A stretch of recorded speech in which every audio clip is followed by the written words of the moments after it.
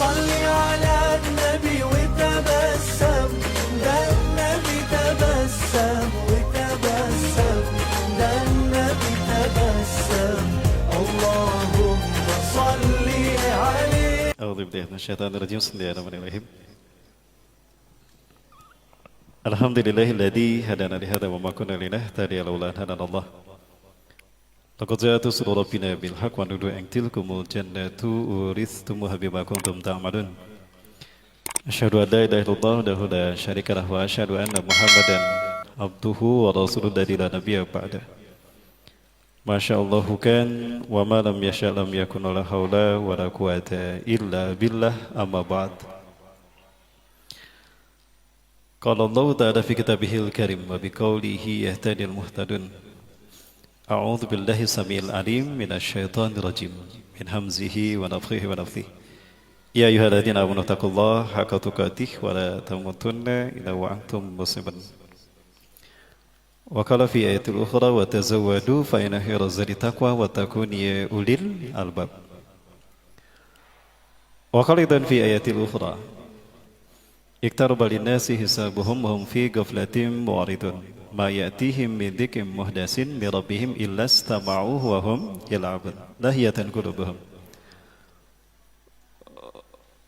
وقال رسول الله صلى الله عليه وسلم وهو صادق الوعد الأمين بادروا بالأعمال الصالحات فستكون الفتن كقطع الليل المظلم يصبح رجل مؤمنا ويمسي كافرا ويمسي مؤمنا ويصبح كافرا يبيع دينه بعرض من الدنيا المتمسك يومئذ بدينه كالقابض على الجمر. الحديث كما قال. وقال أيضا في حديث الأخرى حينما سئل عن البلاد الذي أحسن لأصحابه أن يسكن فيه بعده فقال فعليكم بالشام فإن الملائكة باسطة أجنحتها عليها. الحديث كما قال صدق الله العظيم وصدق رسول الكريم ونحن على ذلك من الشاهدين. إلى حضرات الكرام أمير المجلس إلى هذا البرنامج Kang Bayu ya hafazakumullah wa ila اللجنة التنفيذ من تعمير مسجد هذا سلمان ITB وإلى Sivitas Akademika Salman ITB wa ilal hadirin wal hadirat al muslimin wal muslimat asy-syabab wal fatayat wahaikum bi tahiyatil Islam. Assalamualaikum warahmatullahi wabarakatuh. Puji dan syukur kita aturkan kehadirat Allah Subhanahu wa taala. Zat kausa prima bagi semua yang ada di alam semesta ini. Dialah zat Allah Subhanahu wa taala yang tidak sekutu baginya. Tidak ada sekutu baginya satupun. Dialah Allah Al-Aziz yang maha kuasa dan maha berhak untuk menata peradaban manusia. Allah lah yang berhak menata peradaban manusia. Dialah yang berhak menentukan siapa yang berkuasa dan siapa yang dikuasai. Dia pula Allah Subhanahu wa taala yang telah menciptakan waktu bagi kita sebagai ajal bagi apapun yang ada selain dirinya. Bagi Allah sangatlah mudah untuk mewujudkan apa yang menjadi kehendaknya. Cukup mengatakan kun, jadi fayakun, maka jadilah dia. Salawat dan salam semoga dilimpahkan pada uswah dan kedua kita Rasulullah Muhammad sallallahu alaihi wasallam. Nabi dan Rasul yang diutus ke tengah-tengah kita untuk menyempurnakan risalah para nabi dan rasul. Beliau menyatakan dalam salah satu hadisnya, masali wa masalil anbiya, perumpamaan aku dengan nabi-nabi yang lain, kama salil rajulin bana bunyanan, seperti seorang laki-laki yang membangun sebuah bangunan, sebuah istana. Fa ajmalahu wa asana, maka dia membaguskan bangunan tadi dan mempercantik serta memperindahnya. Faja'alan nas yatufuna haula, maka orang-orang berputar mengelilingi bangunan tadi. Ma ajmala hadzal bunyan, betapa indah bangunan ini. Illa tilkal labinah, kecuali satu lubang batu bata itu. Kenapa dikosongkan satu lubang batu bata itu? Kenapa tidak ditutup? Wa ana tilkal labinah, akulah satu lubang batu bata itu yang menutup kekosongan itu. Wa ana khatamtul anbiya wal mursalin, maka aku menutup para nabi dan rasul. Itu yang pertama. Yang kedua, Rasulullah SAW diutus ke tengah-tengah kita memberikan basyirah wa nadhirah. Basirohnya kabar gembira bagi mereka yang beriman pada Allah dan Rasul bi anna lahumul jannah, bahwasanya bagi mereka ada surga sebagai balasan akhir dari kehidupannya. Nadhirohnya bagi mereka yang ingkar kepada Allah adalah kehancuran. Ya, apapun, siapapun, apapun bentuknya, jika menentang Allah dia pasti hancur. Ya, Bapak Ibu yang dirahmati Allah, yang berikutnya kehadiran Rasulullah SAW juga menjadi isyarat kalau kiamat telah dekat. Beliau menyatakan dalam salah satu hadisnya, "Bu'itsu ana wasa'ah kahatain." Jarak diutusnya aku dengan kiamat seperti telunjuk dan jari tengah. Ini Rasulullah mengibaratkan begini, ini 14 abad yang lalu, 1400 tahun yang lalu. Antara beliau dengan kiamat seperti ini. Hari ini kita mau berkata apa? Antara kita dengan kiamat? Kalau saya melipat jari tengah saya, apa sekalian? Kalau jari tengah dilipat berarti tinggal apa Bapak Ibu? Tinggal telunjuk. Kalau sudah telunjuk artinya waspadalah, kiamat telah dekat. Barangkali kitalah generasi di mana tanda-tanda besar kiamat akan datang. Ya, banyak tanda-tanda Rasulullah sampaikan yang menunjukkan kiamat telah dekat. Bahkan ketika tanda-tanda itu saya kaji, justru bukan telah dekat dengan kiamat, kita berada di pintu gerbang kiamat. Jadi tidak lagi bicara dekat atau jauh, tapi kita bicara di pintu gerbang kiamat. Di dalam dua kitab yang Bapak Ibu bisa mendapatinya, ya, alhamdulillah di kota Bandung ini ada. Salah satu kitab ini saya cari ke sumber di mana ulama ini dilahirkan. Saya cari di Madinah, saya cari di Mekah, nggak ketemu. Bahkan saya sebut namanya pun orang-orang merinding. Ternyata beliau ini ulama yang ditakuti oleh penguasa negeri Arab, Dr. Muhammad bin Abdurrahman Al-Arifi. Saya cari kitabnya di Madinah tidak ada, di Mekah tidak ada. Ternyata di blacklist, beliau nggak boleh ceramah dan nggak boleh beredar bukunya. Ada di Buah Batu sama di Astana Anyar. Berarti luar biasa nih Bandung ini. Jadi nggak usah susah mencari buku-buku. Baik. Nah, di dalam buku itu, kitab itu, Nihayatul Alam, Misteri Akhir Dunia. Begitu pula dengan buku An-Nihayah fil Fitan wal Manahim, kitab yang disusun oleh Imam Al-Hafiz Ibnu Katsir rahimahullah. Dinukilkan dua hadis ini. Rasulullah SAW bersabda, "Baina yaday sa'ah, di pintu gerbang kiamat, sinina khadi'atan, akan muncul tahun-tahun penuh dengan tipu daya dan tipu muslihat." Ini ciri kalau pintu gerbang kiamat sudah dibuka dan kita berada di tengah-tengahnya, apabila waktu dalam skala tahun itu penuh dengan tipu daya dan tipu muslihat. Indikatornya ada 3 kata Rasulullah. Yang pertama, yukadzabu fiha as-shadiq, didustakannya orang-orang yang jujur, orang yang berkata benar dibohongi, bahkan dizolimi, ya, dikebiri hak-haknya. Sudah terjadi belum? Sudah terjadi Bu? Sudah. Kang, sudah terjadi belum Kang? Sudah. Contohnya jelas sekali bagi kita. Bagi kita PKI ini kan ancaman bagi keutuhan NKRI, ideologi sesat dan zolim, kejam, fakta-fakta berdarah dalam sejarah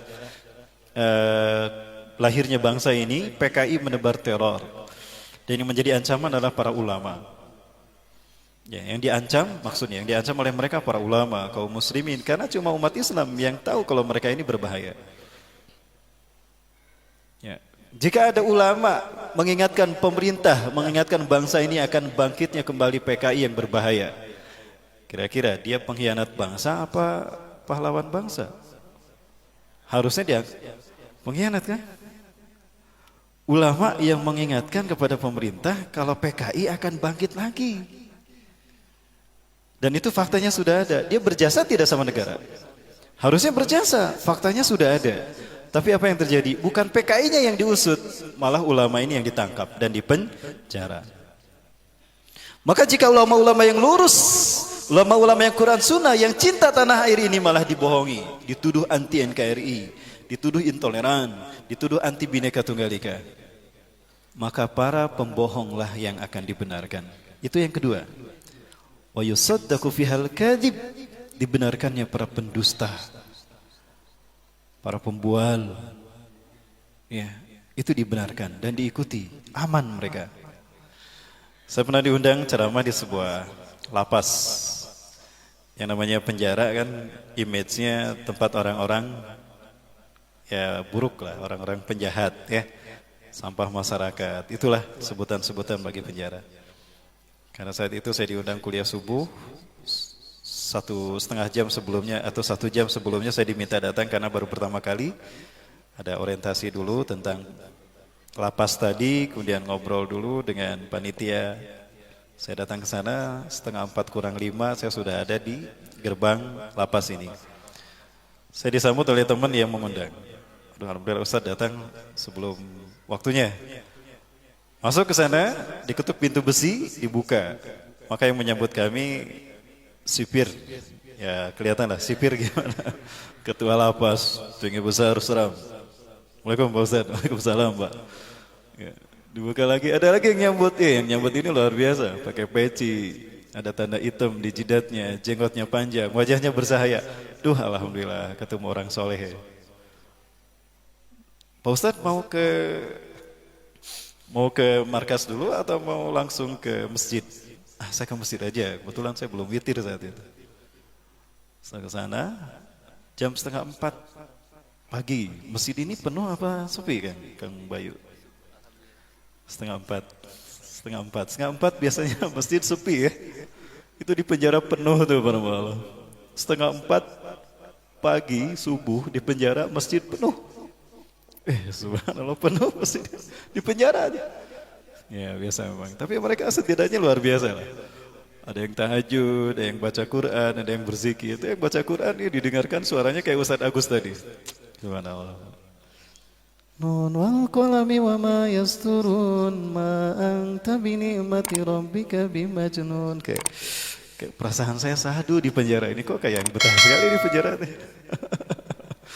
Saya ketemu sama Presiden PKS, ya, ketemu dengan Pak Surya Dharma Ali, mantan Menteri Agama, ketemu sama Andi Malaranggeng, Anas Urbaningrum. Nah, udah pada tahu nih di mana penjaranya. Nyaman saya berada di penjara tadi. Beda ketika saya di luar penjara, anu nipu teh, anu ngabohong teh, anu ngabacok teh. Itu di luar penjara, di dalam penjara nyaman saya Bapak Ibu. 3 jam saya di dalam sana. Allahu Akbar. Inilah dunia terbalik. Penjara penuh dengan orang-orang yang soleh. Sementara di luar penjara penuh dengan para penipu, pembual, pengkhianat, penzolim dan sebagainya. Dunia sudah terbalik. Ini 2 tanda tadi. Kalau kita berada di pintu gerbang kiamat. Yang ketiga, wa yu'tamanu fil khain. Para pengkhianat, para pendusta diangkat menjadi penguasa, pemimpin satu bangsa. Sudah terjadi belum? Jujur saja, sudah terjadi belum? Sudah. 3-tiganya sudah terjadi. Orang jujur didustakan, para pendusta diangkat, dipercaya, para pengkhianat diangkat menjadi pemimpin satu bangsa. Itu indikator kalau kita berada di pintu gerbang kiamat, bukan dekat lagi dengan kiamat. Ya, maka dari itu saya anjurkan pada teman-teman yang belum menikah, segera prioritaskan menikah. Bisa nggak keburu. Kalau sudah rame Dajjal datang, nggak bisa walimahan tuh. Mau kapan nikah, Kang? Kang Bayu udah nikah belum? Wah, harus buru-buru Kang Bayu. Mudah-mudahan esok lusa ya. Amin. Baik, bapak sekalian. Nah, itu skalanya tahun. Skalanya tahun. Sekarang Rasul bicaranya skalanya hari. Kalimat awalnya sama. Baina yaday sa'ah, di pintu gerbang kiamat la ayamun, akan muncul hari demi hari yang buruk. Ciri-cirinya apa? 3 juga kata Rasulullah. Yurfa'u fiha al-ilmu, itu yang pertama, diangkatnya ilmu dari muka bumi. Yang kedua, wa yanzilu fiha al-jahlu, banyak turunnya kejahiliahan di mana-mana. Dan yang ketiga, wa yaksuru fiha al-harju, banyak al-haraj di mana-mana. Kita bahas satu-satu. Ya, diangkatnya ilmu dari muka bumi. Apakah dengan dicabutnya ilmu ini maksudnya sehingga para orang-orang di dunia ini tidak ada yang punya ilmu? Ngadak-ngadak orang itu bisa ngitung? Ya, ngadak-ngadak orang tidak punya pengetahuan tentang kehidupan? Tidak, bukan. Tapi saya melihat dicabutnya berkah dari ilmu itu sendiri. Apa fungsi ilmu? Ilmu berfungsi untuk membuat orang dari tidak tahu menjadi tahu, dari tidak faham menjadi faham, dari tidak bisa menjadi bisa, bahkan dari susah menjadi senang, dari menderita menjadi bahagia. Itu fungsi ilmu kan? Faktanya Bapak Ibu sekalian, berapa banyak sarjana di wisuda setiap tahunnya ini. Ini di daerah sini aja ada berapa kampus nih. Kamu di DU mah, kampus nggak jejer tuh ya. Kayak apa? Unikom, ada Unpad, Unikom, STHB, ITHB, apalagi? Banyak lah. Setahun itu kira-kira atau sekali wisuda berapa banyak sarjana yang di wisuda? S1, S2. Yang nggak ada tuh S4 belum ya. Bahkan banyak profesor, tidak sedikit profesor yang dikukuhkan dalam spesifik bidang mereka masing-masing. Kaya kita dengan perbedaan para ilmuwan. Tapi faktanya bangsa kita makin sejahtera tidak? Idealnya makin banyak polisi harusnya makin aman bangsa ini. Sekarang polisi banyak di mana-mana. Makin aman tidak bangsa kita? Ini mungkin isyarat Allah mencabut ilmu dari muka bumi. Dan Rasulullah SAW menyebutkan, Inna Allaha la yarfa'ul ilma minad dunya irtifan atau intizaan mubasyarah. Sesungguhnya Allah tidak mengangkat ilmu dari muka bumi langsung dicabut begitu saja hingga kita tidak mengenal ilmu. Tidak.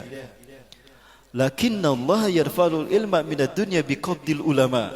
Tapi Allah mencabut ilmu dari dunia ini, dari bumi ini, dengan diwafatkannya para ulama. Ulama-ulama yang lurus diwafatkan. Atau ada yang dibunuh karakternya, disebut teroris dan sebagainya. Padahal dia lurus Quran Sunnah dan gak pernah, bahkan dia berkontribusi membangun negara. Udah gitu ada yang dibacok lagi, ada yang dipukul sampai meninggal dunia. Ya, ini orang gila zaman now. Mereka ngerti mana ulama, mana bukan ulama. Mana ngerti masjid. Jadi nggak lantang-lantung. Tahu-tahu muncul aja di pesantren. Ini orang gila zaman now nih, hati-hati. Menurut kalian ya, sudah terjadi belum ilmu diangkat dari muka bumi?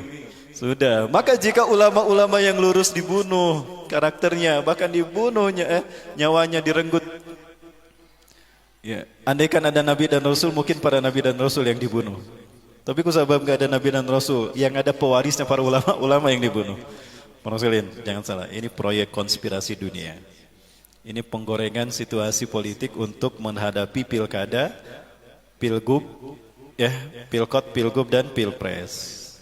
Sudah ada proyek besar, maka untuk mengalihkan isu ini, maka ini cover story. Ini siasat siapa lagi kalau bukan mereka, invisible hand, Zionis Yahudi. Mereka punya agenda besar. Nah, nggak boleh ada yang menghalangi agenda besar ini. Namun agenda besar ini sudah dibuka terang-terangan oleh Donald Trump. Inilah agenda besar, inilah final dari Zionisme internasional. Berdirinya sinagogi Yahudi di atas Masjidil Aqsa. Ya, kan itu puncak gerakan Zionis. Zionisme itu adalah kembalinya Zionis Yahudi ke Bukit Zion, kembalinya bangsa Yahudi ke Bukit Zion. Ya. Kenapa harus ke Bukit Zion? Karena the God who's waited, Tuhan yang mereka tunggu-tunggu akan segera turun di Bukit Zion. Karena milenium ketiga ini harusnya singgasana Tuhan berdiri bagi mereka di tanah Syam, Palestina. Tapi sampai sekarang sudah 300 terowongan dibuat, gempa sudah diuji cobakan, kok nggak hancur-hancur tuh Masjidil Aqsa? Mereka tidak tahu kalau Masjidil Aqsa ini dihalangi, dijaga oleh para malaikat. Nah, ini endingnya. Nah, agar dunia tidak konsen ke sana, bikin rame dengan urusan rumah tangga negara masing-masing.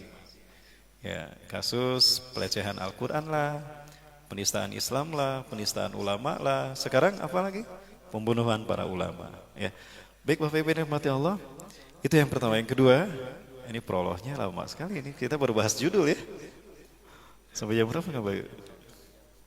Setengah 11. Penjelasan saya, suara saya terdengar Bapak Ibu? Jelas ya? Jelas kan? Kalau wajah saya nggak jelas nggak apa-apa. Baik. Yang kedua, ketika ulama-ulama yang lurus ditangkap, dibunuh, ya hilang dari muka bumi, maka ulama-ulama yang ada yang kayak gimana? Ulama-ulama su' yahduna bi ghairi hadi wastanuna bi ghairi sunnati. Nah, itu ulama yang muncul. Mereka memberikan petunjuk bukan dengan petunjukku, dan memberikan sunnah bukan dengan sunnahku. Sudah banyak kan ulama model kayak gini. Ulama-ulama yang selebritis, ya, yang ceramahnya itu gimana stasiun TV, tolong bahas ini. Maka yang hadir ya kayak gitu. Ya, justru bukan mendekatkan kita kepada Allah, menjauhkan kita dari Allah. Ya, memberikan konsep Islam menurut cara pandang mereka. Maka jauhlah umat Islam dari Islamnya sesungguhnya. Akibatnya apa? Mereka tidak bisa mencerna bagaimana situasi ini dengan kacamata Quran dan Sunnah. Bapak Ibu dan Bapak Allah, baik. Sekarang kita yang kedua itu tadi ya. Bedakan antara ulama yang lurus dengan ulama yang miring. Kalau ulama yang lurus contohnya siapa? Saya. Amin. Kalau yang tidak lurus contohnya? Kalau zaman Rasul ada Abu Jahal, ada Abu Lahab. Kalau zaman sekarang ada Abu Janda. Nah, itulah contohnya ya. Baik, Bapak Ibu sekalian, yang ketiga, wayaksuru fiha al-harju. Ketika ilmu diangkat, kejahilian muncul di mana-mana. Maka yang ketiga, al-haraj di mana-mana. Para sahabat bertanya, "Wa ma huwal harju ya Rasulullah?" Apakah al-haraj itu ya Rasulullah? Al-harju huwa al-qatslu al-qatslu. Al-haraj adalah pembantaian.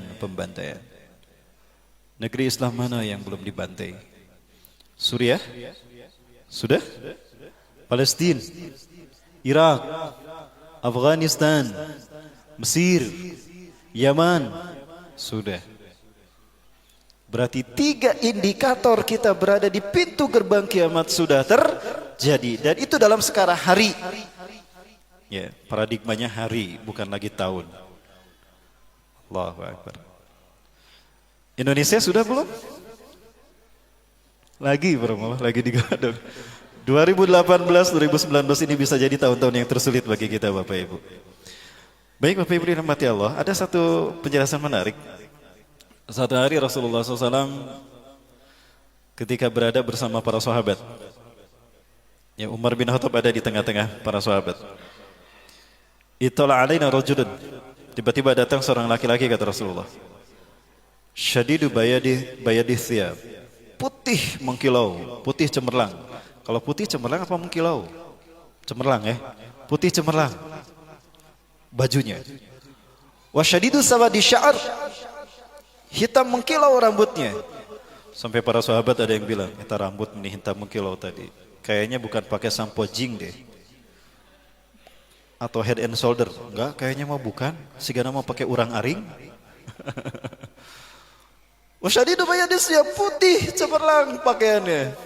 Ini dipakai apa di bajunya, dicucinya? Laundrynya laundry mana? Ini hebat gini.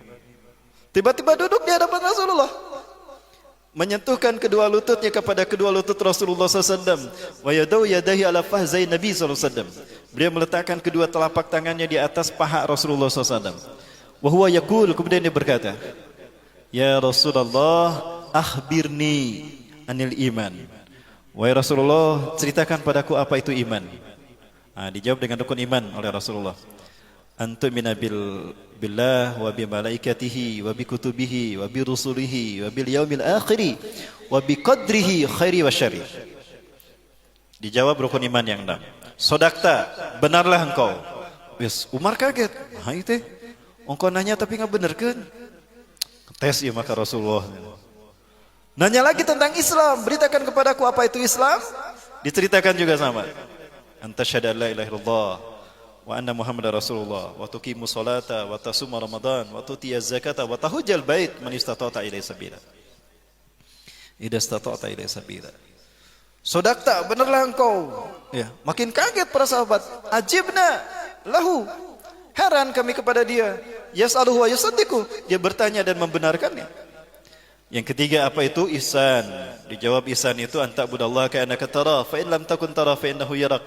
Engkau beribadah kepada Allah seolah-olah Allah melihat engkau, tapi jika engkau tidak melihat Allah, yakini Allah melihatmu. Nah, yang keempat, dia bertanya, mata taqumus sa'ah? Kapan kiamat terjadi? Di situ Rasulullah tersenyum. Mal mas'ulu bi alama minasail. Yang ditanya tidak lebih tahu dari yang bertanya. Kita sama-sama nggak tahu, Mas Bro. Ya. Akhbirni an asratiha, beritahukan kepadaku tanda-tandanya. Rasulullah SAW menyebut tanda-tandanya karena beliau berada di Mekah, maka tanda-tanda yang ada di Mekah yang beliau ceritakan. Apa yang beliau sampaikan?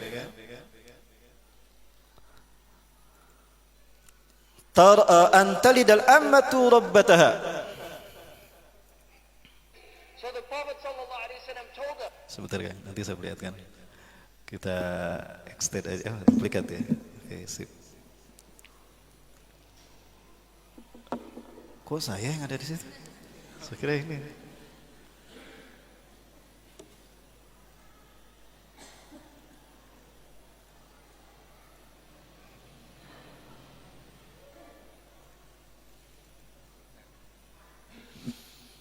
Rasulullah menjawab, Angtalidal ammatu rabbata. Tanda pertama kiamat telah dekat kepada kalian adalah seorang budak melahirkan majikannya. Sudah terjadi belum? Ada yang menakwilkan hadis ini, anak memperlakukan ibu sebagai pembantu di rumahnya. Sudah Bu ya? Mana ini bajunya kok belum diistrika? Istrika dulu. Ya. Masya Allah. Itu anak memperlakukan ibu seperti pembantu. Ada juga ulama yang menakwilkan, tapi ini ulama khalafi ya. Kalau yang tadi ulama salafi, sekarang ulama khalafi. Salafi itu artinya terdahulu. Sekarang yang khalafi itu yang belakangan. Ulama yang kontemporer. Mereka menakwilkan yaitu adanya seorang pembantu yang dinodai oleh majikannya sehingga lahirlah anak majikannya. Ini sudah bukan rahasia lagi, TKW kita banyak yang melahirkan kan, karena didonai oleh majikannya.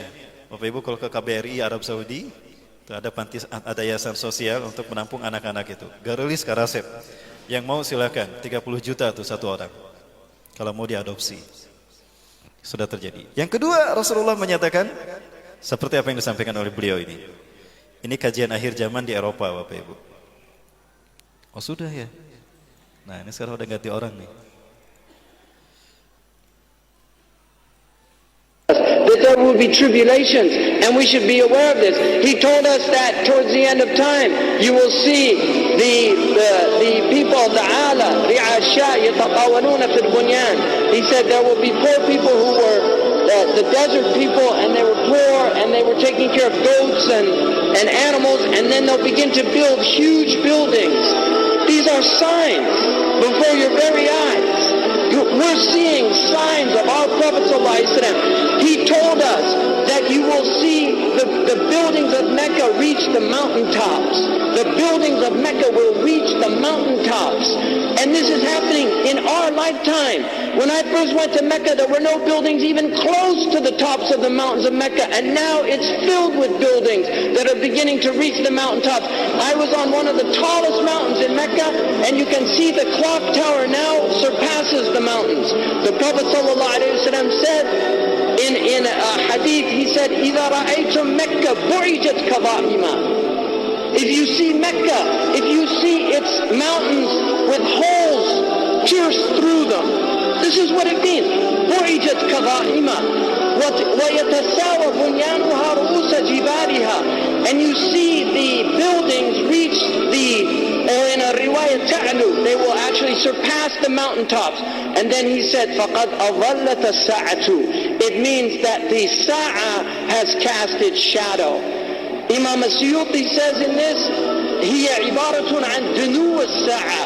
It means that the hour is near, it's coming close. But if you took that literally, and in hadith tradition, in usuli tradition, Usul al-Kalam al-Haqiqa, that if the Prophet says something, you should always interpret it literally, unless there's a reason to go to a metaphorical interpretation. Now we have the clock tower casting a shadow over the Kaaba. So the clock tower, what do they call it in Saudi Arabia? As-sa'a. لَقَدْ أَظَلَّتَ السَّاعَةُ. You could take it literally, the clock has cast its shadow over the Kaaba. Ya, apa yang disampaikan Rasulullah berikutnya, kalian akan melihat para pengembala kambing, tara ra'i'al ghanam al-masakin. Kalian akan menyaksikan para pengembala kambing yang miskin, Hufatan, mereka telanjang kaki tanpa alas kaki. Uratan, telanjang dada, cuma setengah pakaiannya, tidak sampai menutupi dada mereka. Yaskununa fi makanin murtafi, mereka akan tinggal di gedung-gedung bertingkat. Mereka akan jadi kaya raya dan akan tinggal di gedung-gedung bertingkat. Bahkan yatatawaluna fil bunyan, mereka berlomba-lomba untuk mendirikan bangunan yang tinggi. A'la fawqal jabal, sampai tinggi mengalahkan tingginya gunung. Sekalian, ini tanda kiamat telah dekat ke kita. Ini 14 abad yang lalu. Sekarang kita mau menyaksikan pembuktian apa yang Rasulullah sabdakan tersebut. Ya,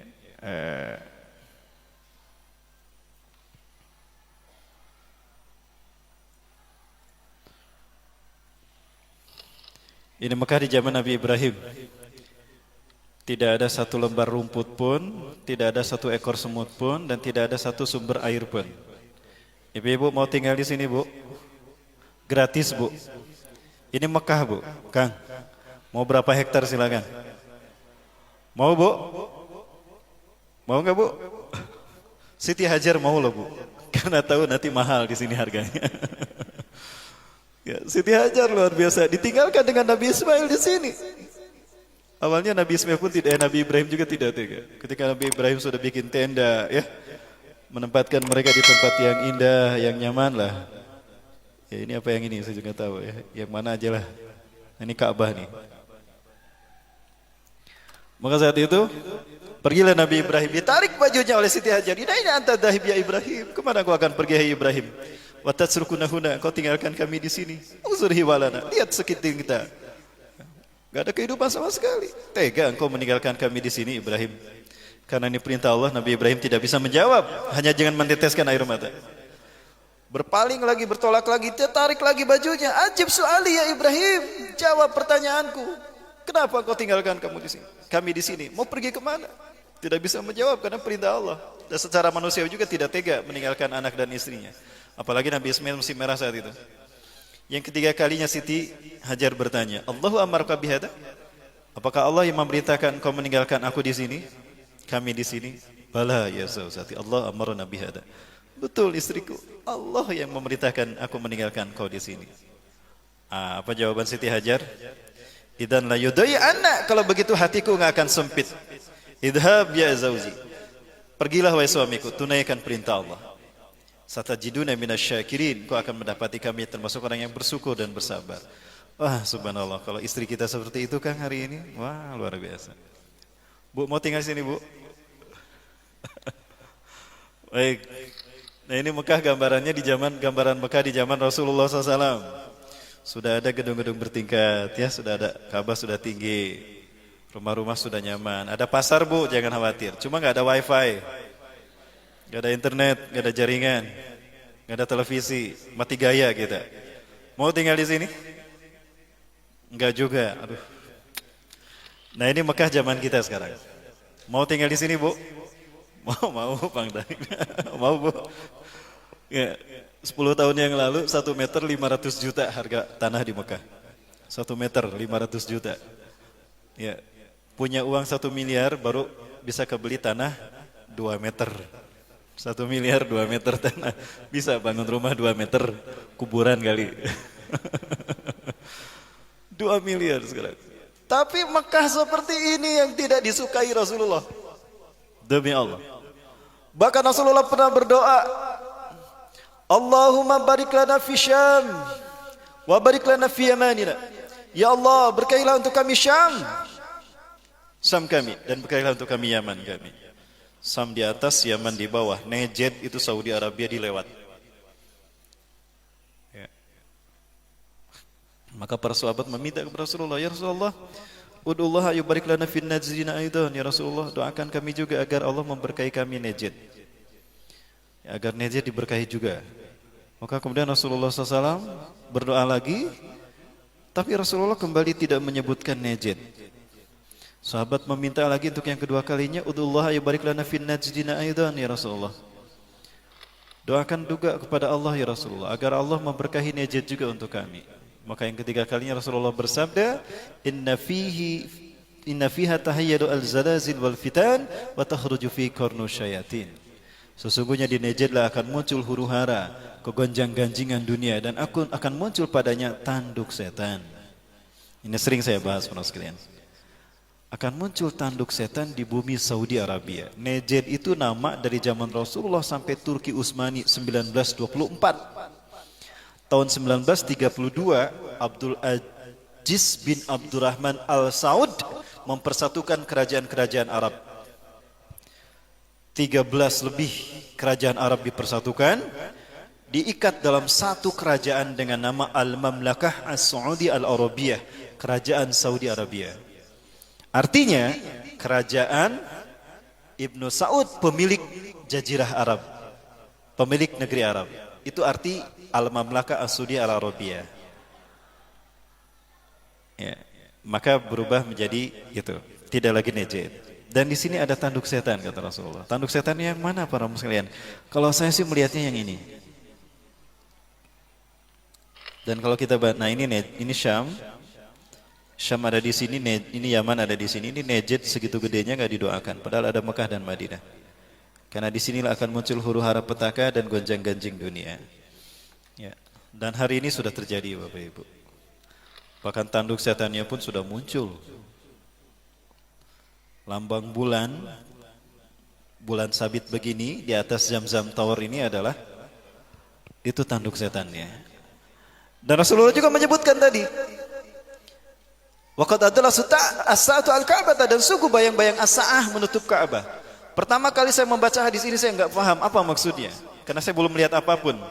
Tapi setelah berdirinya Zamzam Tower, wah di situ baru saya paham. Allahu Akbar, itu maksud Rasulullah SAW. Mohon maaf, ya masih waktunya panjang. Alhamdulillah. Ada tanya jawab? Ada soal?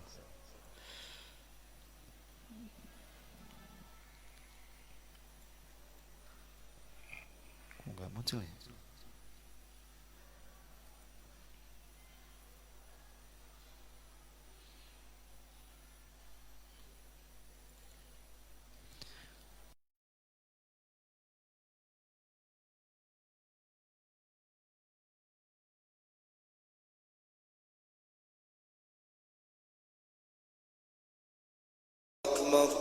Saya potong, disangkanya nanti azan zuhur ya.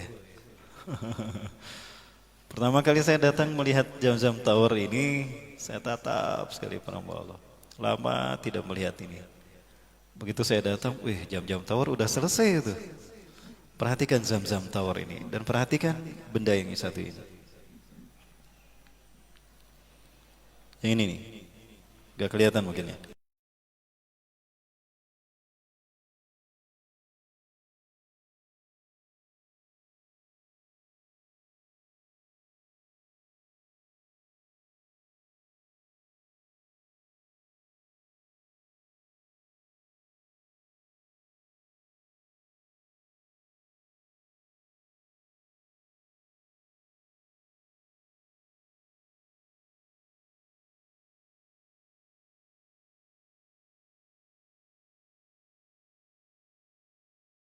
Mekah sekitarnya menyebut ini adalah as-sa'ah. As-sa'ah itu artinya jam, waktu. Apa kata Rasulullah tadi? Tanda kiamat akan datang pada kalian apabila bayang-bayang as-sa'ah menutup Ka'bah. Waktu Rasul mengucapkan ini, as-sa'ahnya ada tidak? Tidak ada. Itu yang membuat saya bingung. Sementara saat itu saya memahami as-sa'ah itu adalah kiamat. Tadi dibacakan ayatnya. Bukan ayat Al-Anbiya ya. Iqtarabatis sa'ah, telah dekat as-sa'ah, kiamat kepada manusia. As-sa'ah, bayang-bayang kiamat menutup Ka'bah. Saya nggak paham saat itu. Tapi begitu berdiri ini Zamzam Tower dan ada jamnya, orang Arab menyebutnya as-sa'ah. Oh ini dia. Ya, antara bulan-bulan ini nih, matahari ada pas pada posisi kalau dia menyoroti as-sa'ah, menghalangi lurus antara Ka'bah, Zamzam Tower dan matahari, maka penambah akan melihat. As-sa'ah ini bayangannya menutup Ka'bah. Habis sholat asar saya tidak, ya balik dulu, udah gitu balik lagi ke Masjidil Haram. Saya duduk sampai jam 5 ya Pak. Allahu Akbar, bayang-bayang as-sa'ah betul-betul menutup Ka'bah. Ini hadis Rasulullah SAW. terjadi, Bapak Ibu sekalian. أشهد أن محمد رسول الله. Sebentar Bapak Ibu, gambar yang tadi. Nah, ini Asa'ah. Asa'ah ini jam tadi, dan ini Ka'bah. Ya, orang-orang yang ada di bawah sini melihat matahari ada pas di tengah-tengah bulan tadi. Maka jadilah bulan bintang. Dan itu menyorot Asa'ah, dan pas Asa'ah bayangannya menutup Ka'bah. Kemarin ada yang pulang umroh di film tuh, Ustaz, ini bayangan Asa'ah menutup Ka'bah. Nyaris Ka'bah tidak tersentuh oleh sinar matahari. Merinding Bapak Ibu, kiamat sudah dekat perambal. Allahu Akbar. Bahkan yang Rasulullah sebutkan juga, tanduk setan ada di sana, ini tanduk setan ini.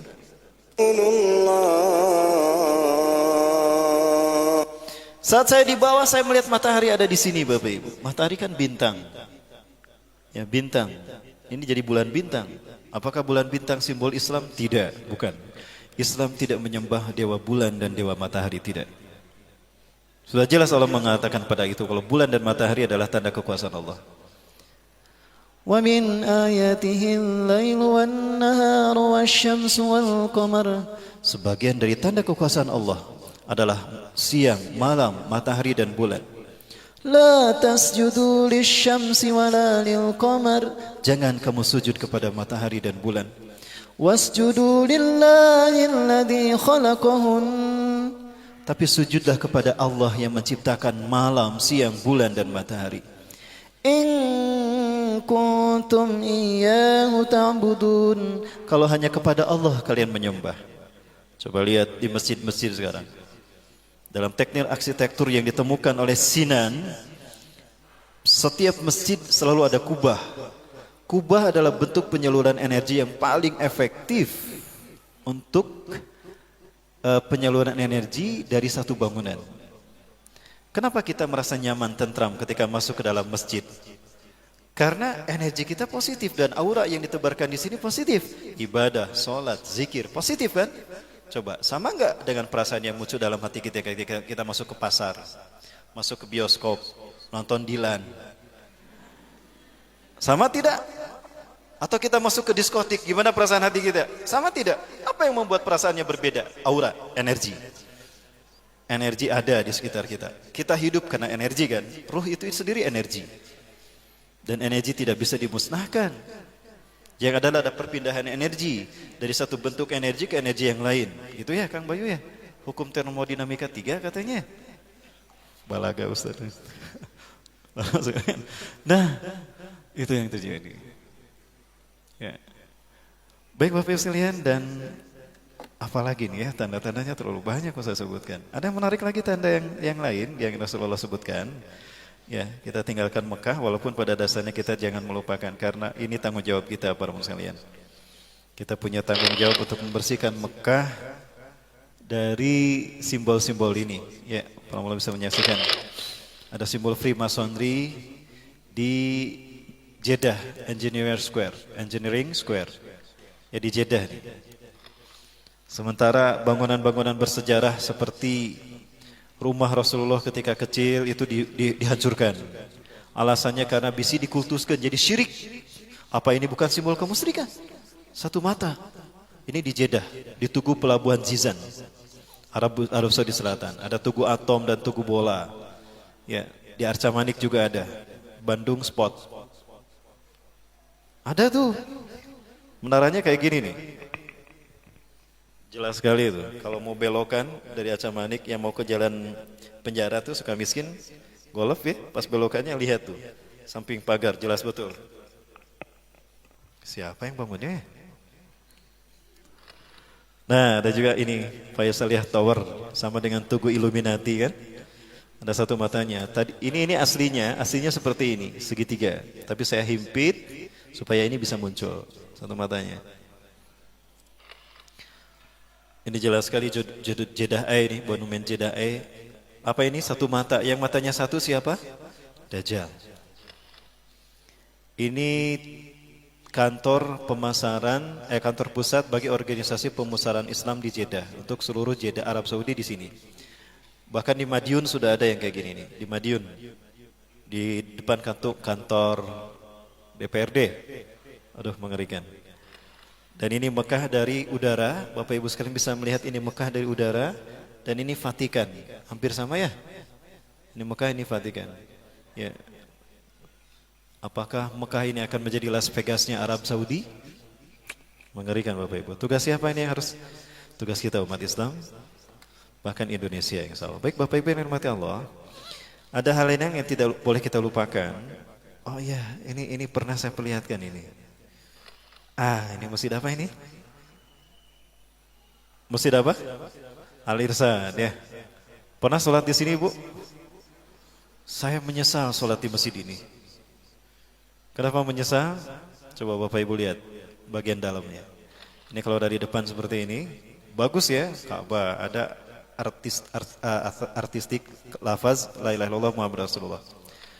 Bapak Ibu perhatikan, ini bagian depan. Ya, ini arah kiblat. Ini ada bola di atas kolam, ada tulisan lafaz Allah. Dan ini arah datangnya cahaya. Ada sesuatu yang ngeh bagi kita?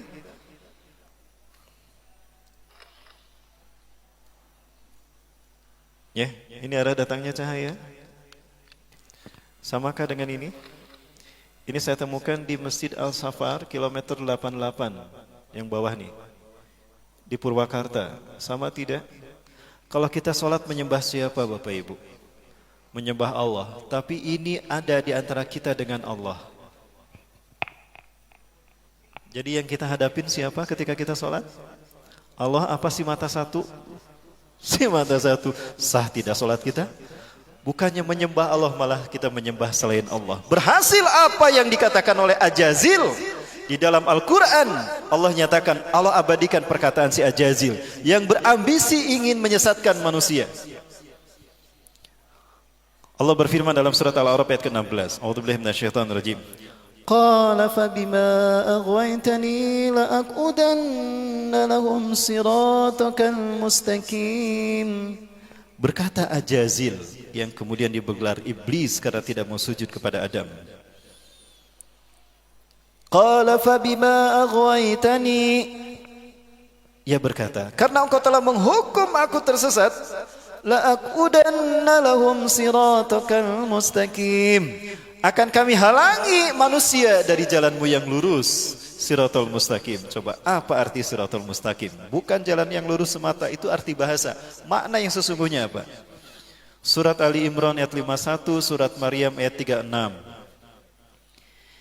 Innallaha rabbi wa rabbukum fa'buduh. Hadza siratum mustaqim.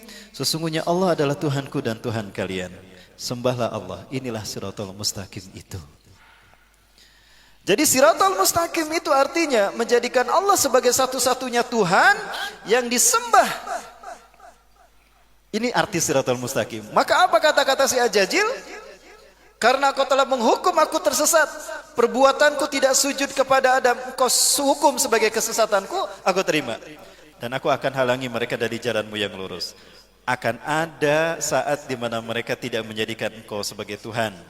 Akan ada sosok lain yang engkau jadikan sebagai yang akan dijadikan mereka sebagai Tuhan.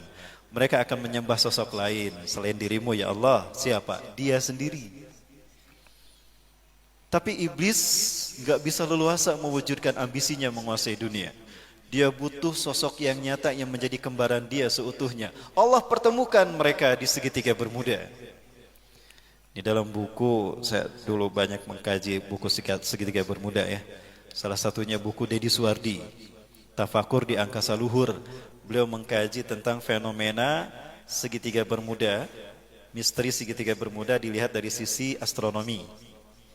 Katanya ada sebuah lompatan gelombang elektromagnetik terdahsyat. Jika ada benda ada di segitiga Bermuda, maka akan tertarik ke pusat semesta dalam waktu yang singkat, tidak terlihat. Katanya begitu. Ya, ada vortex point di sana. Ya. Baik, para muslimin yang dirahmati Allah, kembali ke sini. Saya itu ya. Nah ini nih para muslimin. Ini adalah salah satu simbol Ordo Illuminati. Segitiga adalah simbol Tuhan dalam filosofi agama Ardi. Ya, agama-agama yang lahir dari filosofi akal budi manusia, Hindu, Buddha, Kristen, itu menjadikan segitiga sebagai simbol Tuhan. Makanya dalam agama Hindu ada Trimurti. Betul? Dalam agama Buddha ada Tridharma, agama Kristen ada Trinitas. Dulu di kantor saya ada Trianto. Itu teman saya, Ustadz. Ya, supaya nggak tegang ini. Bapak sekalian, sudah banyak sekarang pertebaran simbol-simbol ini di masjid-masjid. Ya. Nah ini di kilometer 88. Ini pas ke arah kiblat. Jadi kita menghadap ke mata satu, bukan menghadap kepada Allah. Bapak Ibu sudah tahu arsiteknya siapa ya? Nggak usah saya sebutin lah. Nanti mahasiswanya marah. Ya. Apakah murni arsitektur? Tidak. Para sekalian, Zionis Yahudi bergerak dalam 3 ranah, simbol, ritual, dan arsitektur. Ritualnya apa? Membayang, membopong obor keliling kota sampai di Bukit Olympus dinyalakan itu obor raksasa. Lalu mereka melakukan atraksi demi memuliakan sang dewa matahari yang dilambangkan dengan api yang ada pada obor raksasa. Itu ritual zaman Yunani, mengagungkan dewa Helios, dewa mataharinya bangsa Yunani. Di Bukit Olympus, maka ritual itu disebut Olimpiade. Masih ada sekarang? Masih ada. Mereka bergerak menyesatkan kita dalam ritual. Baik. Atau juga dalam ritual potong tumpeng. Tumpengnya congcot kan ya? Potong tumpengnya. Ceritanya syukuran. Opening, soft opening kantor. Syukuran, bikin tumpeng. Aiput tumpeng lamun dipotong luhurna handapna. Luhurna potong tuh. Makanya aya endog di luhurna. Aduh. Syukuran Bapak Ibu, ritual. Tidak terasa halus. Maka benar apa yang disabdakan Rasulullah SAW. La tataba'unna sanana man qablakum shibran bisibrin zira'an bidhira'in. Sungguh kalian akan mengikuti jejak langkah orang-orang sebelum kalian. Sejengkal demi sejengkal, sehasta demi sehasta. Hatta lau dakhalu fi juhri dabbin lau dakhalu juhra dabbin lataba'tumuhum. Sampai pun mereka masuk ke lubang biawak, kalian ikut juga. Cerdasnya Rasulullah SAW mengibaratkan lubang biawak, bukan lubang ular, bukan lubang buaya. Dan Rasulullah sudah tahu lubang buaya mah bagi para jenderal yang dibunuh PKI itu. Ya, nanti ulama-ulama, 7 ulama yang akan membaiat Imam Mahdi kade ini. Saya peringatkan pada 7 ulama yang akan membaiat Imam Mahdi, bisa ditewak ku PKI, kayak dimasukkan lagi ke lubang buaya. Lubang buayanya di mana ya nama? Bukan di Jakarta, tapi di Jawa Barat. Karena ulama yang dibunuh di Jawa Barat. Baik Bapak Ibu sekalian, jadi kadi itu kadi stres, aduh ya Allah, puntennya. Saya stres galau malah kehidupan akhir zaman. Baik, apa tadi yang saya sampaikan? Nah ini alhamdulillah patung Dajjal ini sudah tidak ada ya para sekalian. Dajjal akan datang kata Rasulullah, membawa sesuatu mirip air di tangan kanannya dan api di tangan kirinya. Ari ieu sami ya. Dari mana ilhamnya ini? Ya. Ada mahasiswa arsitek di sini. Ya hati-hati para sekalian. Negara kita sudah dibagi-bagi oleh mereka. Inilah nasib Indonesia sekarang. Selamat datang di Indonesia akhir zaman. Ya, kita akan menjadi budak di negeri kita sendiri. Baik Bapak Ibu dan Bapak Allah, ada satu hal lain yang ingin saya sampaikan. Punten kesana kemari. Saya ingin membahas apa yang dikemukakan oleh Donald Trump. Ini mohon maaf pada rekan-rekan yang sudah menyaksikan ini ya, karena di sini belum. Presiden, apa hikmah yang ada di balik pernyataan Donald Trump? That it is time to officially recognize Jerusalem as the capital of Israel.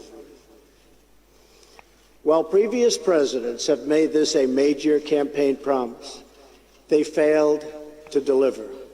Today, I am delivering. I've judged this course of action to be in the best interests of the United States of America and the pursuit of peace between Israel and the Palestinians. Tahun 1947 PBB memutuskan membagi 2 Palestina, 56% bagi Israel 44% bagi Palestina. Maka Palestina yang tadinya mayoritas dikuasai kaum muslimin berubah menjadi dikuasai Israel, Bapak Ibu.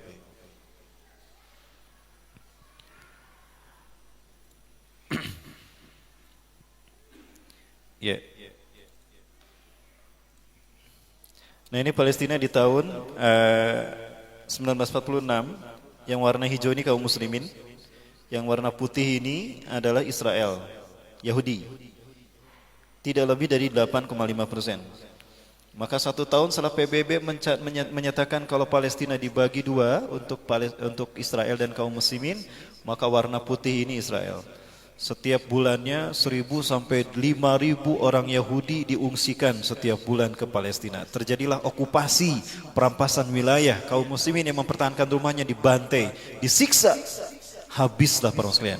Ya, dan hari ini bisa kita lihat Israel menguasai Palestina. Dari 12 provinsi di tanah Palestina, tinggal 1 provinsi yang belum dikuasai mereka, Gaza. Begini nasib Indonesia jika Cina dibiarkan. Ini nasib umat Islam Indonesia jika Cina dibiarkan. Dan sekarang 70% tanah di Indonesia milik Cina. Cuma 30% tanah di Indonesia milik orang Indonesia sendiri, pribumi. Saya ingat kepada hadis Rasulullah SAW, La taqumu sa'atu hatta tuqatila qauman. Kiamat tidak akan terjadi sehingga kalian berperang dengan satu bangsa. Ni'aluhumus sya'ar, sendal-sendal mereka terbuat dari bulu. Kang Bayu, ada sendal dari bulu enggak di luar? Enggak ada, alhamdulillah. Bukan itu maksudnya para muslimin ya. Maksudnya adalah kepada bangsa ini. Wala taqumu sa'atu, dan tidak akan terjadi kiamat hatta tuqatilu qauman sigaral ayun. Mata mereka sipit. Juluduhum ahmar, kulit mereka merah. Zungfal unuf, beda irungna. Wa wujuhum kambanjanil mutraqah, wajah mereka bulat seperti tameng yang terpotong. Kira-kira bangsa mana? Cina. Yang kedua, kalian akan berperang dengan India. Sekarang India sudah dirangkul oleh Israel. Benyamin Netanyahu sudah pulang pergi ke India, disambut oleh para politikus. Di antara mereka ada politikus terkenal dan tokoh selebritis terkenal, Amitabh Bachchan. Ada Amit-Amit juga adiknya di sana. Ya, ada Amitabh Bachchan dan Amit-Amit ada di sana, para Allah. Terjadi saat ini. Bapak Ibu yang dirahmati Allah, Zionis Yahudi punya ambisi untuk menguasai dunia. Ini sering saya sampaikan, The Jericho Project, program yang pernah ternyata diakui oleh seorang misionaris di Indonesia. Saat itu dia terang-terangan, setelah masuk Islam, kita tablik akbir bersama di Sumedang. Beliau menyampaikan, Ustadz, apa yang Ustadz sampaikan betul. Itu rahasia kami sebetulnya. Saya dapatkan ini dari buku-buku Yahudi, diantaranya Desain Yahudi atau Kehendak Tuhan, Max E. Diamond. Max E. Diamond itu orang luar negeri, tapi dia benci kepada gerakan Zionis Yahudi. Dia membongkar Zionis Yahudi gerakan seperti apa. Di antaranya dibahas masalah ini. Masehi tidak lebih dari 3.000 tahun. Ya. 3.000 tahun ini mereka bagi menjadi 3 milenium, 1 milenium artinya 1.000 tahun. Hari ini kita berada pada milenium ketiga. Milenium ketiga inilah yang disebut dengan Y2K. Y2K kadang orang mengenalnya sebagai era kebangkitan teknologi, globalisasi dan informasi. Bukan, itu kamuflase. Y2K syarat berbuatan ideologis. Arti Y2K adalah Year of the Jesus Kingdom bagi orang Kristen. Bagi orang Kristen. Jadi 1.000 tahun terakhir sebelum hari kiamat adalah tahun bagi berdirinya kerajaan Yesus Kristus di muka bumi. Maka singgasana Yesus harus sudah ada sebelum tahun 2000 Masehi. Faktanya, Yahudi pun tidak bisa membuat ini. Ya. Bagi orang Yahudi sama. Ya. Dengan pemerintahan pusatnya, agenda-agenda negara di dunia harus sesuai dengan agenda Yahudi. Jika berseberangan, habislah nanti.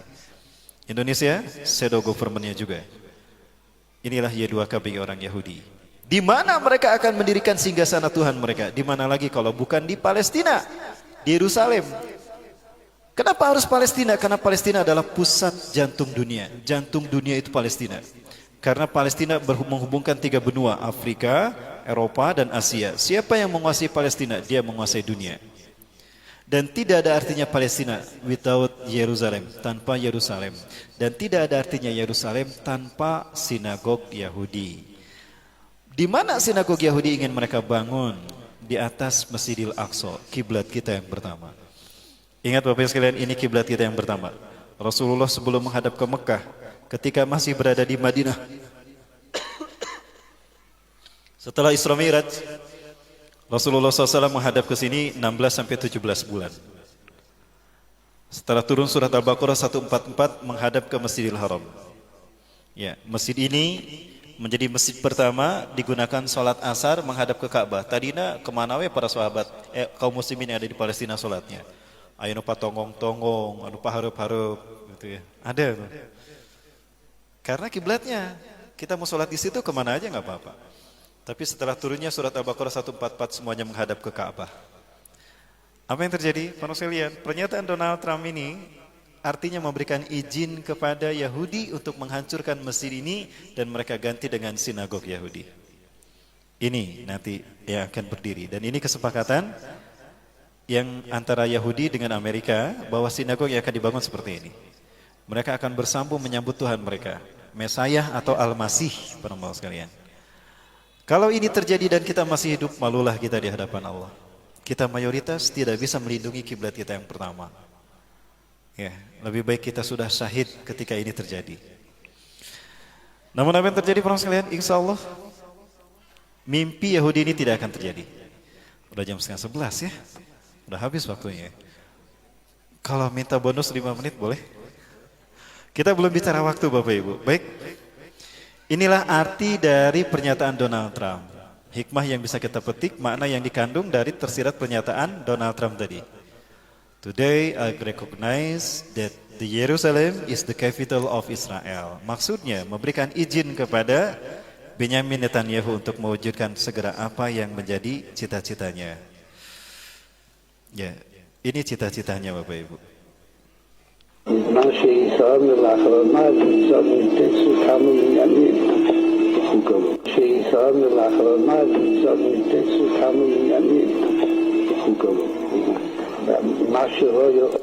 Sudah banyak kemajuan yang kamu lakukan Benyamin Netanyahu, maka kamu saya pilih lagi, kami pilih lagi jadi Perdana Menteri Israel. Padahal dulu sudah menjadi PM Israel dua periode. Ya, setelah itu diganti oleh Ehud Barak dari Partai Buruh, diganti oleh Ehud Olmer, ya oleh Ariel Sharon, lalu diganti oleh Ehud Olmer, kemudian diganti lagi oleh dia. Di antara Perdana Menteri Israel yang progresnya bagus untuk mendirikan singgasana Yahudi, singgasana Tuhan ini Benyamin Netanyahu. Dia bertemu dengan pimpinan Rabi Yahudi Zionis Ashkenazim. Dia berkata banyak kemajuan yang sudah kau raih, tapi ada satu ya yang belum berubah. Mesayah belum juga datang. Ya, kenapa? Itu kan kata-katanya.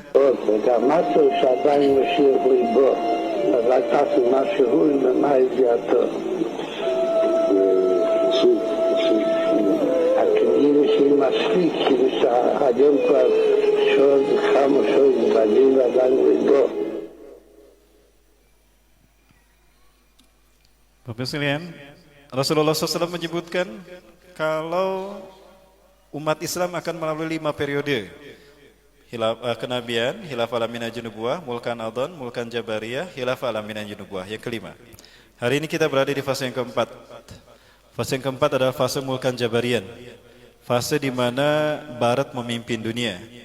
Umat Islam memimpin dunia di 3 fase sejak Rasulullah SAW memimpin dunia. Masa Nubuwah 23 tahun, masa Khilafah Alamin Nubuwah Khulafaur Rasyidin 30 tahun, kemudian masa Mulkan Adhan 1262 tahun. Total umat Islam menguasai dunia 1314 tahun. Sampai berakhirnya Turki Utsmani di 1924. Hari ini kita berada di fase yang keempat, fase Mulkan Jabariyah, di mana Barat memimpin dunia. Berapa lama fase ini akan berlangsung? Rasulullah sepertinya membatasi hanya 100 tahun. Kenapa? Karena setelah itu akan muncul fase Khilafah ala Minhajin Nubuwah. Ya, fase di mana umat Islam akan memimpin dunia.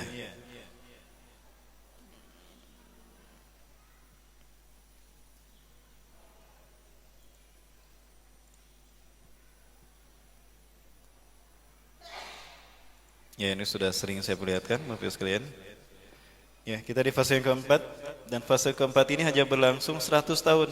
Kenapa? Karena Rasulullah menyatakan dalam satu hadisnya dari Abu Hurairah radhiyallahu an, hadis riwayat Imam Abu Daud, Rasulullah bersabda, "Innallaha yab'atsu min hadhil ummah ala ra'si kulli mi'ati sanah mayujadidu dinaha." Sesungguhnya Allah akan mengutus dari umatku ini setiap 100 tahun sekali seorang mujadid yang akan membuat Islam bersih dari paham-paham sesat. Islam akan bersih, maka orang akan tahu, umat Islam akan tahu mana Islamnya sesungguhnya yang harus diikuti. Yang kedua, Islam akan menguasai dunia. Ya. Ideologi apapun selain Islam akan hancur bertekuk lutut kepada Islam. Seluruh dunia akan dikuasai kaum muslimin. Itu setiap satu abad sekali, 100 tahun sekali. Abad kejayaan Islam sebelum kita siapa? Turki Utsmani. Turki Utsmani berakhir di tahun 1924. Berarti 100 tahun kemudian berapa? 2024. Sekarang 2018. Berapa tahun lagi? 6 tahun lagi. Bapak Ibu sekalian, Nabi Adam menurut Sesemi bin Abil Al-Maglus turun ke bumi tahun 5872. Perkiraan para ulama. 5872 sebelum Masehi. Itu turunnya Nabi Adam ke dunia, ke muka bumi.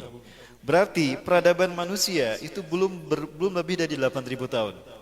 Dari Nabi Adam sampai ke kita. Bayangkan dari 8.000 tahun manusia berada di bumi, tinggal tersisa 6 tahun bagi iblis dan dajjal untuk menyesatkan kita sebanyak-banyaknya. Tinggal 6 tahun lagi tersisa bagi mereka. Karena di periode yang kelima, iblis tidak bisa berbuat apa-apa. Dajjal sudah mati di sini. Karena sudah dibunuh oleh Nabi Isa. Di mana? Di Aleppo mereka bertemu. Dan di Lut, Dajjal dibunuh. Rasulullah SAW menyebutkan, yang yataqarrabu zaman ayang zilafikum ibnu Maryam, telah dekat, sungguh telah dekat akan turunnya Isa bin Maryam di tengah-tengah kalian. Rasul berbicara ini 14 abad yang lalu. Di mana beliau akan turun? Ingdal manaratil baida, di samping masjid bermenara putih. Masjid bermenara putih itu ada di Damaskus, Aleppo Timur, Damaskus Timur, Aleppo. Masjid Umawi. Inilah alasan terpenting secara ideologis kenapa Suriah dihancurkan. Karena Suriah akan menjadi negeri di mana Islam akan bertahan ketika huru-hara perang dunia Al-Malhamatul Kubra terjadi.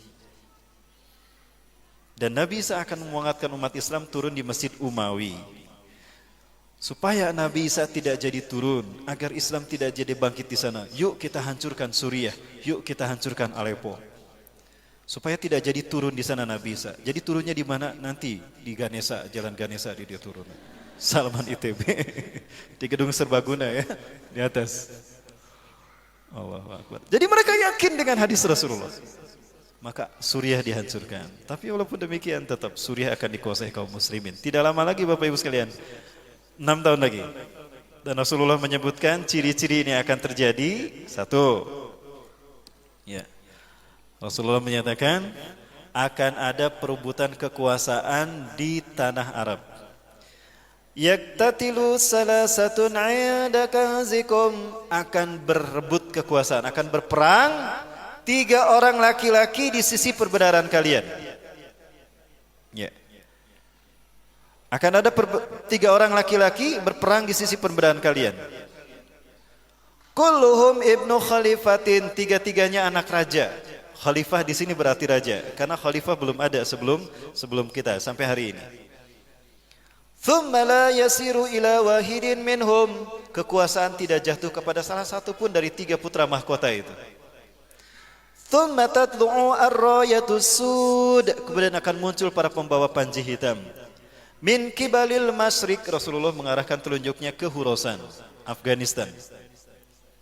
Fayaktulunakum qatlan lam yaktulhu qaumun, mereka akan memerangi kalian dengan cara yang belum pernah digunakan oleh siapapun di muka bumi. Artinya cara mereka berperang dahsyat luar biasa. La yarudduha syai'un hatta tunsaba bi Ilya, tidak ada kekuatan militer satupun di muka bumi yang mampu mengalahkan, menghentikan mereka sampai mereka menancapkan panji hitam itu di bumi Baitul Maqdis, Masjidil Aqsa. Kita hancurkan Aleppo. Kita hancurkan Aleppo. supaya tidak jadi turun di sana Nabi Isa. Jadi turunnya di mana? Nanti di Ganesha, Jalan Ganesha dia turun. Salman ITB di gedung serbaguna ya, di atas. Allahu Akbar. Jadi mereka yakin dengan hadis Rasulullah. Maka Suriah dihancurkan. Tapi walaupun demikian tetap Suriah akan dikuasai kaum muslimin. Tidak lama lagi Bapak Ibu sekalian. 6 tahun lagi. Dan Rasulullah menyebutkan ciri-ciri ini akan terjadi. 1. Ya. Rasulullah menyatakan akan ada perebutan kekuasaan di tanah Arab. Yaktatilu salasatun 'inda kanzikum, akan berebut kekuasaan, akan berperang 3 orang laki-laki di sisi perbenaran kalian. Ya. Akan ada 3 orang laki-laki berperang di sisi perbenaran kalian. Kulluhum ibnu khalifatin, 3-tiganya anak raja. Khalifah di sini berarti raja, karena khalifah belum ada sebelum kita sampai hari ini. Thumma la yasiru ila wahidin minhum, kekuasaan tidak jatuh kepada salah satu pun dari 3 putra mahkota itu. Thumma tatlu'u ar-rayatus sud, kemudian akan muncul para pembawa panji hitam. Min kibalil masyriq, Rasulullah mengarahkan telunjuknya ke Khurasan, Afghanistan. Fayaktulunakum qatlan lam yaktulhu qaumun, mereka akan memerangi kalian dengan cara yang belum pernah digunakan oleh siapapun di muka bumi. Artinya cara mereka berperang dahsyat luar biasa. La yarudduha syai'un hatta tunsaba bi Iliya, tidak ada kekuatan militer satupun di muka bumi yang mampu mengalahkan, menghentikan mereka sampai mereka menancapkan panji hitam itu di bumi Baitul Maqdis, Masjidil Aqsa. Yeah. Fa'aina ma ra'aitumuh, jika kalian melihatnya, fa'tuhu, datangilah. Walau habwan ala salji, walaupun harus merangkak di atas salju, fa'ina fiha khalifatullah al-mahdi, di tengah-tengah mereka ada Imam Mahdi. Cirinya perebutan kekuasaan di tanah Arab putra mahkota. Kedua, turun salju. Sudah turun belum salju di tanah Arab? Sudah, para hamba Allah. Allahu Akbar. Jadi nunggu apa tuh Kang? Sok gerak kawin. Ya, sebentar lagi Kang. Dan here Kang.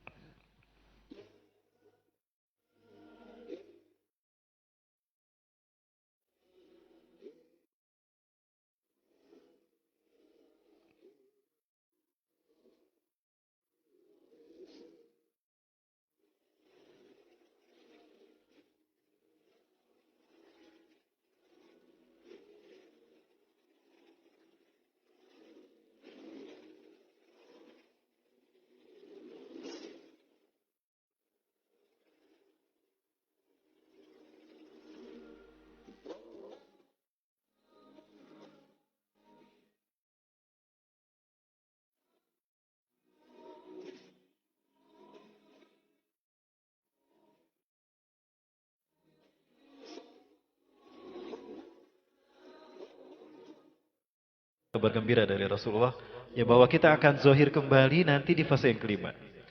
Hanya sebelum zohirnya Islam ini akan ada masa sulit, ya yang 6. Dari 6 tahun ini ada 3 tahun tersulit kata Rasulullah. Ya, akan ada 3 tahun tersulit, dan mana ini akan terjadi membuat Dajjal muncul. Di saat-saat itulah kita akan menyaksikan cuaca yang aneh, situasi yang aneh di muka bumi. Ya, akan ada perubahan iklim, perubahan cuaca para hamba Allah.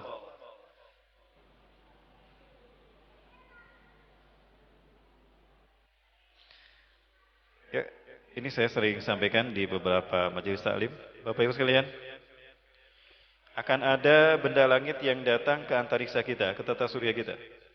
Benda langit ini diperkirakan menurut antariksawan dari barat bahwa ini lebih besar daripada bumi, jauh lebih besar dari bumi, di bawah Jupiter. Ini tidak menabrak bumi tapi melintas. Namun ketika melintas bumi dapat kita bayangkan benda ini lebih besar daripada bumi kita. Dan benda ini memiliki daya tarik magnetik. Artinya bumi akan tersedot energinya. Ketika bumi tersedot energinya, maka akan terjadi pergeseran kutub, polar shift.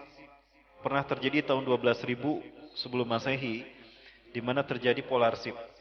Spesies mamut saat itu mati membeku tiba-tiba. Amerika membeku tiba-tiba dalam film The Day After Tomorrow. Itu polar shift Bapak Ibu. Pergeseran kutub. Ya, utara gitu. Kenapa bumi bergeser? Karena tertarik oleh benda langit tadi. Bumi yang berputar pada porosnya tadinya ke sini, karena datang benda langit ini, maka bergerak arah mengikuti benda langit tadi. Tersedot. Ketika bumi mengeluarkan energinya akan terjadi banyak gempa bumi dan gunung mengeluarkan energinya dan mempertahankan agar bisa bertahan. Maka banyak terjadi gempa bumi. Saat itu LGBT di mana-mana terjadi. Ya, longsor, gempa, banjir dan tsunami. LGBT. Ya, kemudian bumi berputar mengelilingi itu. Akibatnya apa? Terjadi pergeseran arah. Barat pindah ke timur, timur pindah ke barat. Dan bumi miring begitu. Terjadilah perpanjangan waktu. Ini hadis Rasulullah SAW. Bukan semata-mata penelitian ilmiah. Sayati alaikum lailun tulu'a kasalasati layalin. Akan datang kepada kalian satu malam yang panjangnya sama dengan 3 malam. Siap-siap nanti. Patromak Center akan datang kepada kita. Kayaknya kita yang akan mengalami, Bapak Ibu. Karena ciri-cirinya sudah terjadi. Climate change, perubahan iklim. Apa yang menyebabkan Arab Saudi turun salju kalau bukan pergeseran kutub? Betul? Pergeseran kutub. Kita sedang bergeser sekarang. Cuaca udah gak karuan. Ya, iklim sudah gak karuan. Tidak bisa diprediksi lagi. Tidak bisa diperkira lagi. Kemudian banyak gempa bumi dan longsor. Kemudian banyak juga gunung meletus. Itu bumi karena sedang mempertahankan posisinya dan mengeluarkan energinya tersedot oleh benda langit ini. Maka kemudian benda langit ini mengarah ke matahari, bumi kembali. Utara kembali ke utara, selatan ke selatan. Tapi posisi barat dan timur terbalik. Maka ketika matahari terbit, terbitnya dari mana? Dari barat. Itulah hin, kata Rasulullah. Fadalika hin. Dan inilah arti hin yang sesungguhnya dalam Al-Quran. Fatalaqqa qulna bitu minha jami'a fa im qulna bitu ba'dukum li ba'din adun wa lakum fil ardi mustaqarrun wa mata'un ilahin. Hin di sana terbitnya matahari dari barat. Ya. Dan untuk kembali lagi barat ke barat, timur ke timur tidak lebih dari 12 jam. Maka besoknya kata Rasulullah akan kembali terbit dari timur. Tapi hari-hari itu adalah hari di mana Allah sudah menutup pintu taubat dan Allah akan memperlihatkan tanda-tanda besar yang lain. Maka akan terjadi hujan meteor saat itu. Kenapa hujan meteor terjadi? Benda langitnya melingkar. Benda langit ini mendekat ke matahari, terbakar dia, tidak kuat, meledak dia. Meledak. Maka puing-puing serpihan-serpihannya menghujani bumi menjadi meteor. Rasulullah menyebutkan akan ada hujan meteor. Akibatnya apa? Bumi terbakar oleh meteor ini dan akibatnya terjadilah kabut asap menutup bumi selama 40 hari 40 malam. Tanda kiamat yang kedua, tanda besar kiamat yang kedua. Kemudian akan muncul binatang melata yang akan menyebutkan kepada manusia. Kalau dulu manusia tidak beriman kepada tanda-tanda kekuasaan Allah. Binatang melatanya besar kata Rasulullah, tubuhnya penuh dengan bulu. Bulu-bulunya halus luar biasa berwarna putih. Apakah ini yang dimaksudkan? Akhir Agustus 2017 muncul binatang ini di Filipina. Penuh dengan bulu dan selalu menjaga tubuhnya basah dan berada di pantai. Enggak pernah jauh dari pantai, Bapak Ibu. Apakah binatang ini yang dimaksudkan? Yang saya tahu binatang ini milik Avatar Eng. Kemana-mana Avatar Eng pakai ini. Apa yip naik. Sekarang apanya sudah ada, avatarnya kemana? Nanti akan muncul di Mekah Imam Mahdi. Kan Imam Mahdi itu avatar. Jika binatang sudah ini muncul, maka Ya'juj Ma'juj akan datang. Siapa Ya'juj Ma'juj? Ciri kalau Ya'juj Ma'juj akan datang, petaka akan menimpa bangsa Arab, kata Rasulullah. Rasulullah terbangun dari tidurnya. Zainab binti Jahsin, istri beliau menyaksikannya. Rasulullah bersabda, "Wailun la ilaha illallah, wailun lil arabi min syarrin qad iqtaraba." Tidak ada Tuhan selain Allah. Kecelakaan petaka akan menimpa bangsa Arab karena keburukan yang telah mendekat. Futihal yauma min radbin Ya'juj wa Ma'juj mislah hadhi.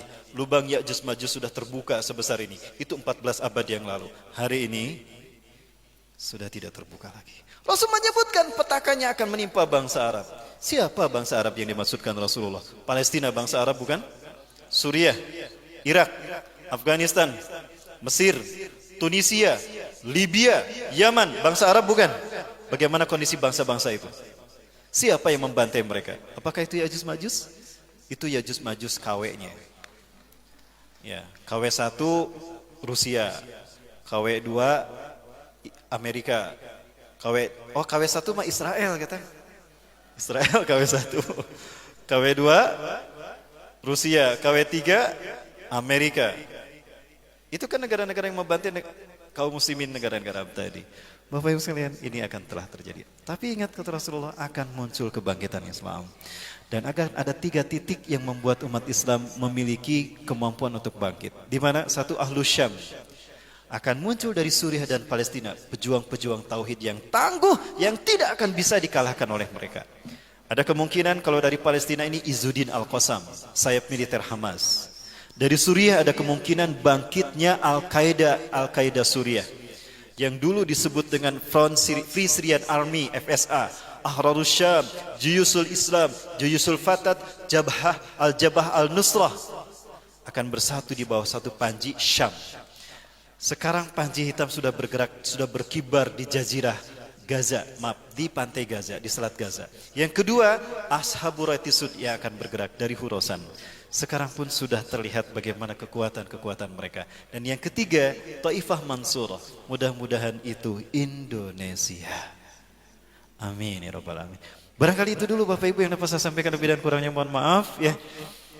Dan mohon maaf kepada rekan-rekan yang hadir, nampaknya ada wajah-wajah yang sudah sering menyaksikan. Mohon maaf kalau saya ulang kembali Bapak Ibu sekalian ya, karena memang temanya ini. Baik, terima kasih, saya kembalikan waktu kepada Kang Bayu. Ya, jazakallah Ustadz, terima kasih. Mudah-mudahan sangat menarik sekali ya dengan tema seperti ini, dan banyak mungkin insya Allah jamaah banyak pertanyaan sekali nampaknya dari jamaah juga. Baik, langsung saja untuk jamaah, bagi yang mau bertanya kita bagi 2 season saja. Season pertama mungkin untuk Ikhwan terlebih dahulu ya. Silakan untuk Ikhwan langsung saja yang mau bertanya, silakan angkat tangan. 1 ya. Ada lagi? Ada lagi? Kalau nggak ada silakan aja. Bismillahirrahmanirrahim. Assalamualaikum warahmatullahi wabarakatuh. Waalaikumsalam warahmatullahi wabarakatuh. Ustadz, maaf saya masih awam mengenai akhir zaman ini. Yang mau saya tanyakan, salah satu tanda besar kiamat itu kan kemunculan Dajjal ya. Di dalam hadis Dajjal akan muncul di negeri Khurasan.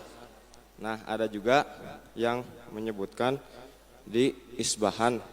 Nah, yang mau saya tanyakan, apakah Khurasan dan Isbahan ini sama atau beda? Lalu untuk zaman sekarang ini, Khurasan ini ada di negara mana, Ustaz? Terima kasih.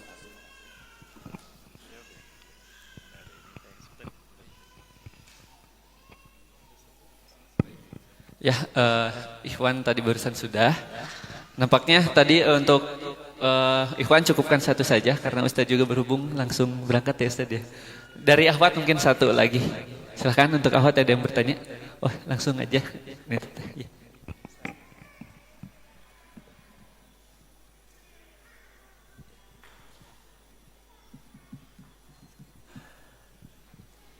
Bismillahirrahmanirrahim. Assalamualaikum warahmatullahi wabarakatuh. Terima kasih Ustadz. Ada pertanyaan yang saya ingin tanyakan terkait pembahasan kiamat ini kan nanti 6 tahun lagi tadi bisa dibilang Dajjal akan keluar. Sedangkan 6 tahun ini apa yang harus kita lakukan sebagai seorang muslim, apalagi seorang wanita. Kan nanti ketika Dajjal keluar tuh ada yang wanita-wanita tuh harus ikat, karena kan wanita yang istilahnya imannya fluktuatif gitu. Jadi bagaimana apa yang harus kita lakukan sebagai seorang wanita, sebagai umat muslim menghadapi fase-fase yang tadi sudah bisa dibilang mengerikan seperti itu. Terima kasih banyak. Wassalamualaikum warahmatullahi wabarakatuh. Yang pertama tentang Khurasan. Khurasan ini jadi sebetulnya ada dalam satu hadis riwayat Imam Ahmad dan Abu Daud kalau tidak salah. Saat itu Rasulullah SAW sedang ceramah. Rasulullah mengarahkan telunjuknya ke laut Yaman. Inna Dajjal sayakhruju min hahuna. Itu satu ke laut Yaman. Dan ternyata memang ada satu pulau di laut Arab, di laut Yaman, yang diyakini oleh para ahli sejarah bahwa pulau itulah pulau di mana Dajjal dibesarkan sejak 5 tahun sampai 100 tahun. Rasulullah mengangkat telunjuknya ke sana dan dia juga akan muncul dari sana. Itu Rasulullah mengarahkan telunjuknya ke atas Turki, ke bawah Turki, di atas Suriah, ya, ke Laut Tengah. Itu ada Pulau Sedir, di sana Jekyll Island, orang menyebutnya Pulau Dajjal. Kemudian Rasulullah mengarahkan telunjuknya ke arah Khurasan. Nah, Khurasan itu adalah wilayah yang secara de facto dan de jure menjadi wilayah Iran. Tapi kalau dilihat dari ideologi itu mengasuh ke Pakistan, Afghanistan, ke Afghanistan. Jadi Khurasan ini tempat yang berbatasan antara Iran dengan Afghanistan. Dan Iran tidak jauh dari Khurasan ke arah utara itu ada Isbahan. Ada Isbahan. Ini ada tayangannya sebetulnya.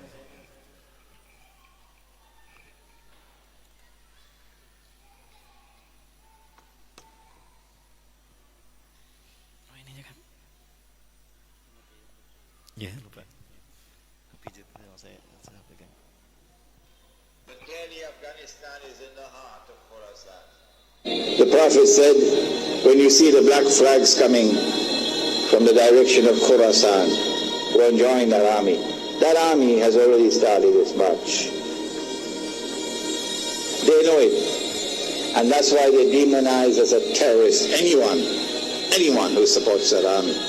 We will fight till our last drop of blood. Ya, Bapak Ibu bisa melihat ada Khurasan, ya, Afghanistan. Nah, ini wilayah Khurasan. Rasul menyebutnya Khurasan itu ini. Jadi ini termasuknya ke Afghanistan sebetulnya. Dan ini Iran. Nah, di Iran ini ada yang namanya Iran, ya. Ada yang namanya Isfahan. Dan di Isfahan ini ternyata terdapat orang-orang Yahudi Askenazim, yaitu Yahudi yang dari Israel bergabung dengan orang-orang Khazaria yang juga menjadi keturunan dari Magog bin Yafis. Magog bin Yafis yang melahirkan Yajuj Majuj. Itu ada Khazar. Khazar sekarang sudah dihapus, namanya diganti dengan Kaspia. Kaspia ada dalam peta, ya. Nah, itu bergabung dengan Yahudi Ashkenazi membentuk Primasonry. Ya, itulah mereka. Jadi Afghanistan itulah Khurasan sebetulnya. Kalau dalam kacamata kita sebagai Muslim. Ya, namun Iran mengklaim kalau Khurasan masih bagian dari mereka. Itu salah sebetulnya. So you are in Afghanistan to crush the awakening. Don't you know the history of Afghanistan? It is the graveyard for all the superpowers.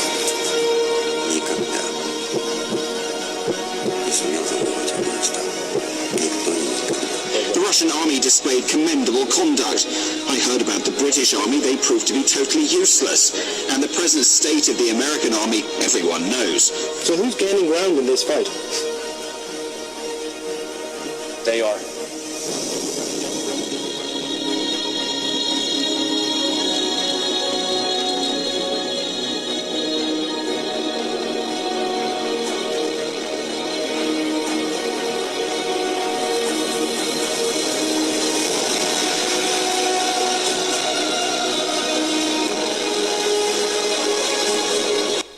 Bapak bisa melihat ada harasta di sini.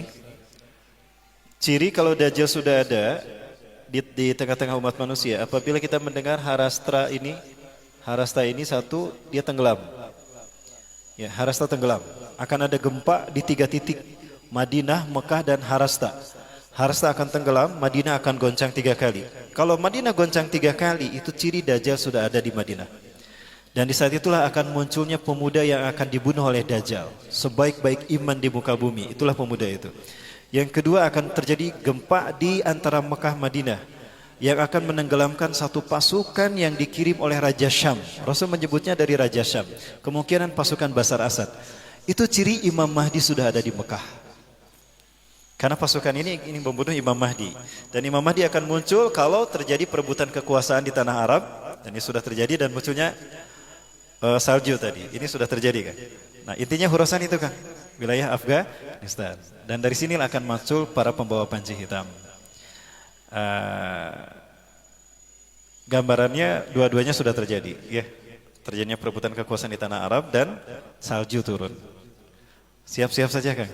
Kalau nanti muncul mau bergabung, ya, saya daftar ke Kang Bayu pertama kali bergabung dengan mereka. Nah ini Damaskus, tidak jauh dari Damaskus ini ada yang namanya Gutoh barang Allah. Nah Gutoh inilah wilayah yang menjadi tempat persembunyian kaum muslimin ya. Ya, Gauta, sekarang namanya Gauta. Sebelah sini itu ada Gauta sebetulnya. Gauta ini adalah pusat pemerintahan umat Islam ketika Imam Mahdi muncul. Ya, ketika Imam Mahdi sudah dibayat. Dan di saat itulah Dajjal akan berhadapan dengan mereka di Aleppo. Di atas Gauta itu Aleppo. Ya, di Aleppo itulah Dajjal bertemu dengan Nabi Isa. Nah pasukan dari Khurasan ini kemudian bergerak, bergabung dengan pasukan ahli Syam, Suriah dan Palestina kan. Nanti sholat berjamaah subuh di Aleppo. Ketika sholat subuh itulah Nabi Isa turun. Selesai sholat subuh itulah kemudian Dajjal muncul. Yeah. Nah, bertemu di Aleppo dengan Nabi Isa, lari ke Aleppo, ke pintu Lud, ke Israel. Pintu Lud ini ada 13 mil di sebelah timur Tel Aviv. Ya, di pintu itulah nanti Dajjal akan dibunuh. Itu kan yang saya sampaikan yang saya tahu tentang Khurasan. Ya, dan dulu pernah ada Taliban. Taliban ini artinya mahasiswa. Tawalib. Kenapa disebut Taliban? Karena mereka inilah yang bersih dari kebohongan-kebohongan politik rejim-rejim sebelumnya. Mereka pun punya kekuatan sehingga mampu menghancurkan rejim-rejim yang berkuasa bentukan Rusia dan Amerika. Dan mereka inilah yang menerapkan syariat Islam di sana. Dipimpin oleh Mullah Umar, namun Mullah Umar syahid, diganti oleh Mullah Umar ini sebetulnya menggantikan Abdullah Azzam. Tapi kemudian Mullah Umar syahid digantikan oleh Usamah bin Laden. Usamah bin Laden sakit ginjal, dirawat di Dubai, di rumah sakit Amerika, Dubai. Ya, aneh mencari Usamah ke Afghanistan padahal ada di Dubai ketika WTC terjadi. Nah kemudian Usamah meninggal diganti oleh Ayman Az-Zawahiri tahun 2012. Nah kemudian muncullah Umar al-Baghdadi dibaiat oleh ISIS, oleh Al-Qaeda, pecahan Al-Qaeda Irak. Maka jadilah ISI muncul. Bergabung dengan Suriah jadilah ISIS berbaiat kepada Abu Bakar al-Baghdadi. Nah tapi ini bukan representasi dari pasukan Khurasan. Belum muncul kan, tapi sudah ada. Nanti kalau saya dapat WA-nya saya kirimkan ke Kang Sal. Terima kasih. Kemudian yang kedua, apa yang harus kita lakukan jika ini terjadi? Pertama, pelajari Al-Quran. Terutama surat Al-Kahfi kata Rasulullah. Man qara'a asra ayatin al-ula min suratil Kahfi usima 'anid dajjal. Siapa yang mengkaji, membaca, mengkaji, memahami, ya, kemudian diproyeksikan dengan kajian sehari-hari surat Al-Kahfi 10 ayat pertama dan terakhir, maka akan terselamatkan dari fitnah Dajjal. Akan terlindung dari fitnah Dajjal. Usimani Dajjal. Bukan hanya dibaca dan diterjemahkan, bukan, tapi dikaji kemudian dilihat. Maksudnya apa tanda-tandanya? Kuatkan dengan hadis-hadis yang ada tentang Dajjal, Bapak Ibu. Nah, Dajjal ini para sekalian akan menebar petaka. Apa? Akan membuat manusia menyembahnya secara tidak sadar, ya. Rasulullah menyatakan, Salatus sanawat syidadun qabla hurujad Dajjal. Akan ada 3 tahun sebelum kemunculan Dajjal yang tersulit bagi manusia. Nah, tadi 6 tahun dipotong jadi 3 tahun. 3 tahun sebelum kemunculan Dajjal akan ada 3 tahun tersulit di mana di dalamnya akan ada kekeringan dahsyat di muka bumi. Di tahun yang pertama dari 3 tahun tadi Allah perintahkan pada langit, ya'murullahu as-samaa'a yang antah bisa sulusa matriha. Allah perintahkan pada langit menahan sepertiga airnya, jangan kau turunkan hai langit, maka sepertiga hujan tidak turun selama setahun. Dan Allah perintahkan pada bumi menahan sepertiga tanamannya, sepertiga tanaman tidak tumbuh di muka bumi, maka gagal panen di mana-mana selama setahun itu. Di tahun yang kedua Allah perintahkan pada langit menahan 2/3 airnya, bumi diperintahkan menahan 2/3 tanamannya, maka kemarau makin meluas di seluruh dunia. Dan di tahun ketiga Allah perintahkan pada langit untuk menahan semua airnya, maka tidak ada hujan selama setahun. Kemudian kata Rasulullah SAW, bumi pun diperintahkan untuk menahan tanamannya, maka tidak ada satupun tanaman yang tumbuh selama setahun. Jangankan tumbuh, yang ada pun mati kering, maka gagal panen di mana-mana. Barangkali ini yang melatar belakangi Bapak Presiden lewat Menteri Pertanian untuk memerintahkan agar diimpor beras dari luar negeri ke Indonesia untuk menghadapi 3 tahun kemarau panjang ini. Jadi yakin dengan hadis Rasul. Luar biasa. Nggak tahu kajiannya Bapak Presiden di mana. Ya, mungkin pernah lihat YouTube saya. Ceramah saya di YouTube. Baik para muslim puntennya ini ada lebay status gitu. Nah, kemudian Bapak sekalian, ya'ti dajjal kauman, maka dajjal akan mendatangi satu kaum, kata Rasulullah. Kaum tadi kekeringan luar biasa. Maka dajjal berkata kepada kaum tadi, "Ma tabaghuna min rabbikum?" Apa yang kalian cari dari Tuhan kalian? "Nuridu an yanzilal ma'a minas sama' alaina." Kami meminta agar Tuhanku menurunkan hujan dari langit kepada kami. Jika aku bisa melakukannya, kalian mau mengakui aku sebagai Tuhan? Intastati an tunazzilal ma'a minas sama' nasjudu laka rabbana. Jika engkau bisa menurunkan air dari langit, kami akan sujud menyembahmu sebagai Tuhan. Maka Dajjal mengangkat kedua tangannya. Kedua tangan diangkat, kata Dajjal, "Hei langit," awan dikumpulkan.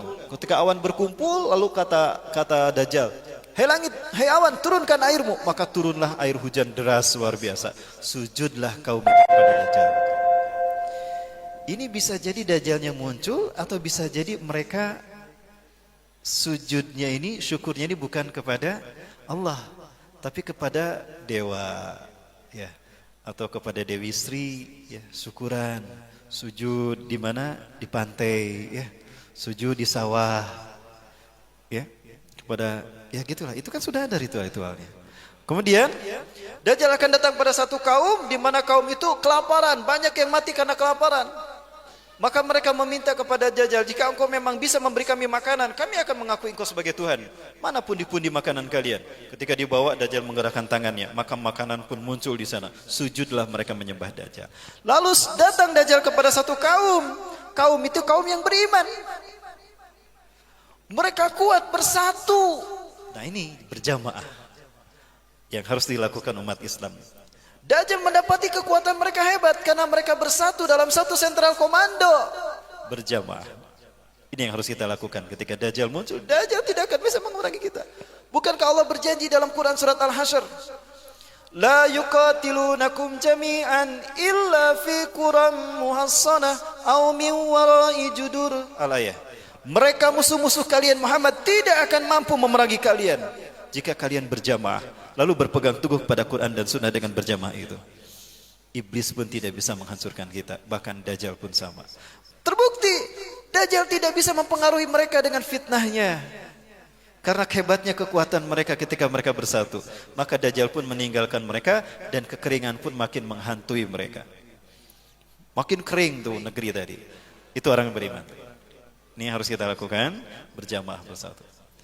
Ya. Kemudian saat itulah kata Rasulullah SAW, Dajjal pergi ke Suriah bertemu dengan Nabi Isa alaihissalam. Nah, ternyata Rasul mensyaratkan di sana orang-orang yang beriman yang berpegang teguh pada Quran dan Sunnah dengan berjamaah, dia tidak akan pernah terkena fitnah Dajjal. Lalu bertanya Siti Aisyah kalau tidak salah, "Ya Rasulullah, bima ta'ishun nasu yauma idzin fi dalikal zaman?" Wahai Rasulullah, dengan apakah orang-orang beriman itu bertahan saat itu? Mereka bertahan hidup dengan tasbih, takbir, tahmid dan tahlil. Subhanallah, walhamdulillah, walailallahu akbar. Artinya apa? Majelis ta'lim ini, jika kita rajin dan istiqomah melakukan menghadiri majelis ini sampai Dajjal muncul, maka Allah akan melindungi majelis itu dengan rahmatnya. Allah perintahkan malaikat-malaikat terkuat untuk turun melindungi majelis-majelis kehamba-hambanya yang beriman.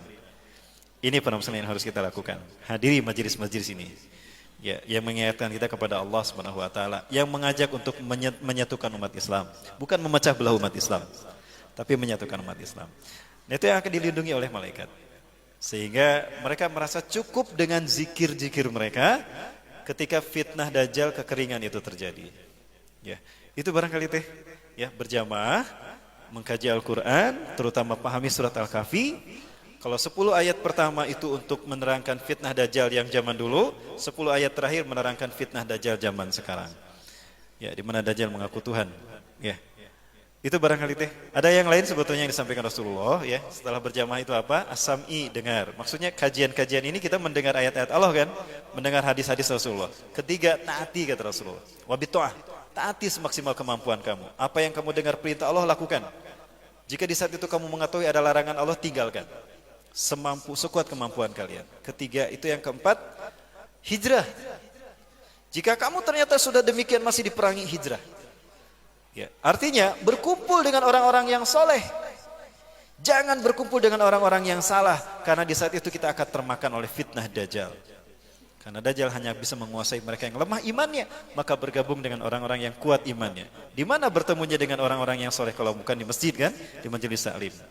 Dan yang kelima, itu pun kalian akan diserang, maka jihad fisabilillah. Kalau sekarang sebetulnya kita jihad sudah wajib sekarang, cuma belum ada komando aja untuk menseragamkan ya. Insya Allah tidak lama lagi mungkin komando itu muncul. Para sekalian, perjuangan kita membela Islam dimulai dari aksi bela Quran 411, aksi bela Islam 212, aksi bela ulama, dan juga aksi bela Palestina. Ini akan berhasil jika di 2018 dan 2019 ini kita berhasil. Maka dari itu jangan salah pilih. Pilihlah mereka yang siap untuk membantu kita, membukakan jalan bagi kita untuk menegakkan tauhid di negara ini. Betul? Nah, ini yang harus kita lakukan. Yang terdekat ya. Pilih mereka yang komitmen. Ya. Dilihat apanya Pak Ustadz? Dilihat orangnya, lihat partainya.